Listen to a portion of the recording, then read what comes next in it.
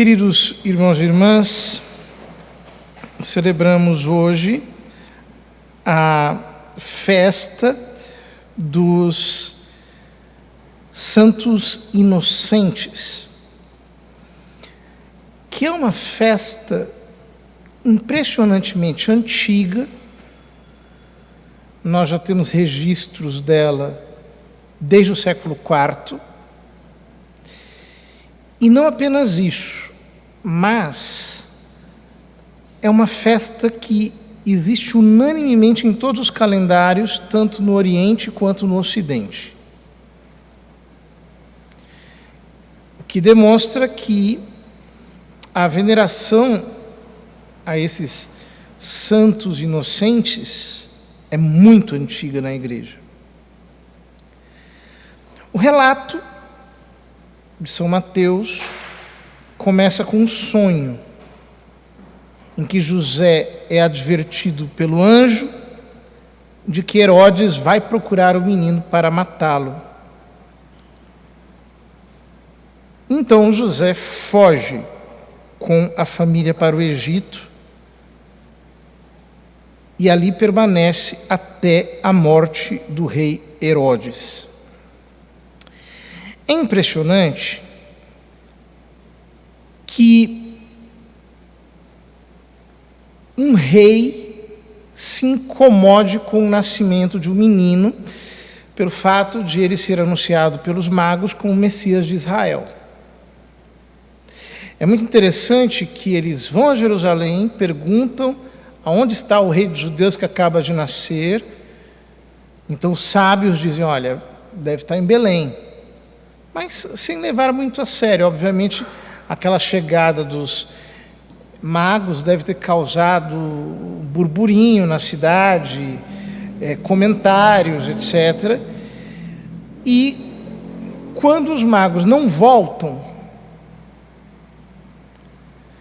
Herodes percebe que realmente o menino deve ter nascido. Então ele vai procurá-lo para matá-lo. Nós temos aqui uma similaridade com o início do livro do Êxodo, quando o povo hebreu tinha crescido em número e o faraó então decide exterminá-lo, dizendo, as meninas deixem nascer. E os meninos não. Os meninos vocês joguem no rio. As duas parteiras, Séfora e Fua, dizem para o faraó, não, as mulheres hebreias são muito fortes, quando nós chegamos elas já deram à luz o menino. Então já não temos mais o que fazer. Só que uma delas, Séfora, era justamente a mãe de Moisés. E o salvou, o lançou nas águas do Nilo e ele foi pego pela filha do faraó. Portanto, quando está prestes a acontecer a libertação de Israel, quando está prestes para nascer o libertador de Israel, o grande profeta que falaria com Deus, receberia dele os mandamentos e que constituiria Israel, por assim dizer, como povo, acontece um infanticídio. O faraó manda matar os bebezinhos. Do mesmo modo, quando acontece a primeira vinda do Salvador, se repete o infanticídio pelas mãos de Herodes. Ele manda matar os meninos em Belém. Ou seja, o que São Mateus está querendo nos dizer é que Jesus é um novo Moisés, que é antecedido por um cortejo de mártires. Diz-nos o texto que quando Herodes percebeu que os magos o haviam enganado, ficou muito furioso. Mandou matar todos os meninos de Belém e de todo o território vizinho, de 2 anos para baixo, exatamente conforme o tempo indicado pelos magos. Então se cumpriu o que foi dito pelo profeta Jeremias. Ouviu-se um grito em Ramá, choro e grande lamento. É Raquel que chora seus filhos e não quer ser consolada, porque eles não existem mais. Essa profecia de Jeremias tem a ver com o que é relatado no livro dos Juízes, no capítulo 19, quando se descreve uma das cenas mais absurdas de toda a Sagrada Escritura, que foi a violência sexual cometida contra a mulher do sacerdote Micas, que foi violentada até a morte. E quando eles recebem um corpo, eles dividem este corpo em 12 pedaços e mandam para as 12 tribos de Israel. E então todas as tribos se juntam contra a tribo de Benjamim, que deveria ter resolvido a questão e deveria ter matado, executado os agressores.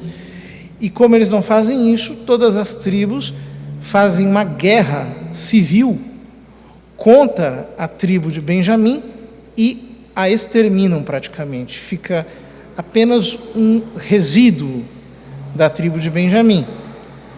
É claro que ela não acaba totalmente. Saul, por exemplo, era benjamimita. E depois Paulo também era benjamimita, era da tribo de Benjamim, o que mostra que remanescentes dessa tribo ficaram até os dias de Cristo, até pelo menos a época da destruição do templo em Jerusalém.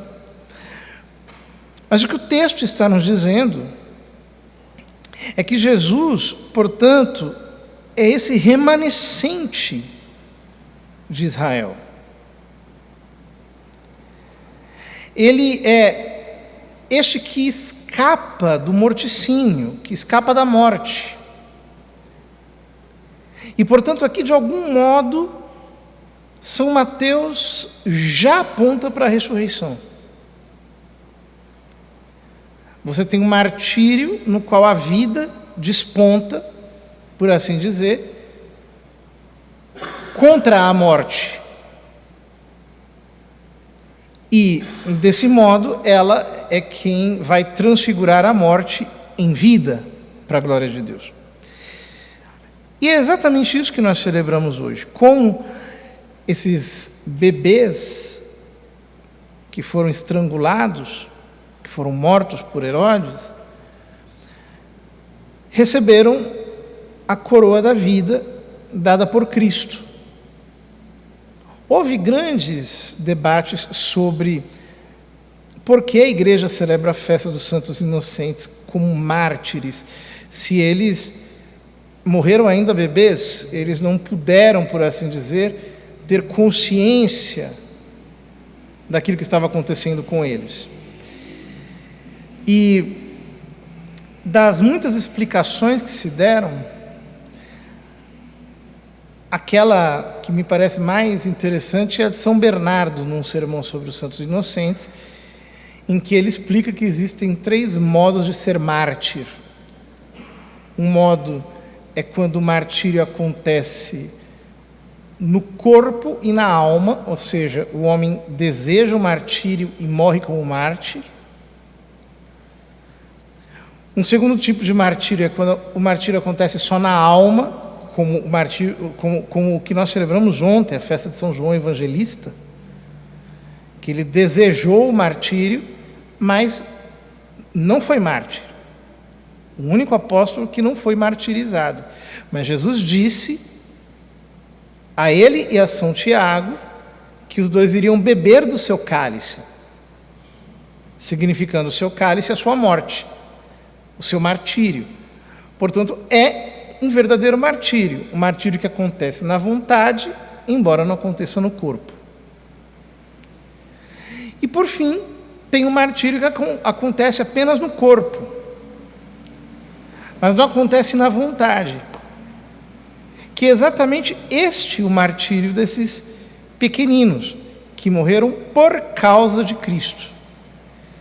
E aí Santo Agostinho argumenta que se Deus permitiu aquela grande tragédia, é justamente para que tirasse disso uma grande vantagem para esses pequeninos. Senão, a piedade de Deus não iria superar a impiedade de Herodes. E deste modo,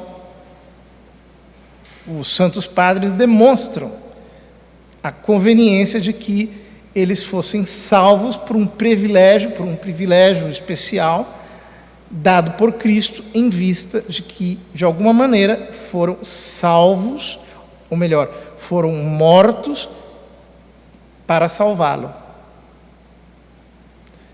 É como que uma retribuição generosa da graça, justamente porque a morte desses meninos aconteceu assim. Hoje nós temos um infanticídio acontecendo permanentemente no mundo, através do aborto, através do extermínio de milhares de fetos congelados produzidos para a reprodução artificial, o infanticídio até de crianças já nascidas, que nascem com defeitos e que são descartadas. Há alguns pouquíssimos lugares do mundo em que se faz isso. Existem tribos selvagens que até hoje fazem coisas assim. Quando nascem gêmeos, descartam um. Quando nasce um defeituoso, sepultam um vivo, até que morra. E tudo isso, de fato, não passa inadvertido aos olhos de Deus. Rezemos, portanto, aos santos inocentes, para que eles salvem o Brasil do flagelo do aborto. Lamentavelmente, a maior parte dos países da Europa, os Estados Unidos, grande parte dos estados, e atualmente vários países da América Latina, como o México, recentemente a Argentina e outros países, descriminalizaram, até legalizaram o aborto.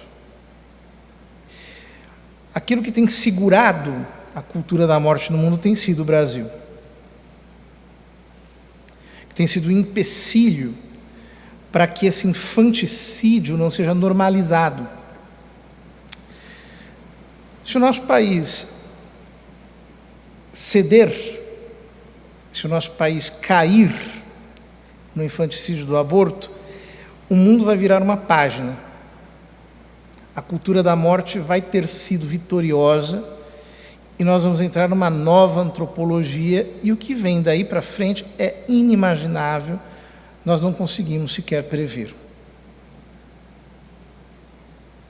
Peçamos, portanto, aos santos inocentes que intercedam junto a Deus por todas aquelas vidas concebidas que estão ameaçadas por esse crime horrível do aborto, um crime abominável. Peçamos aos santos inocentes que intercedam para que a cultura da vida prevaleça e não a cultura da morte.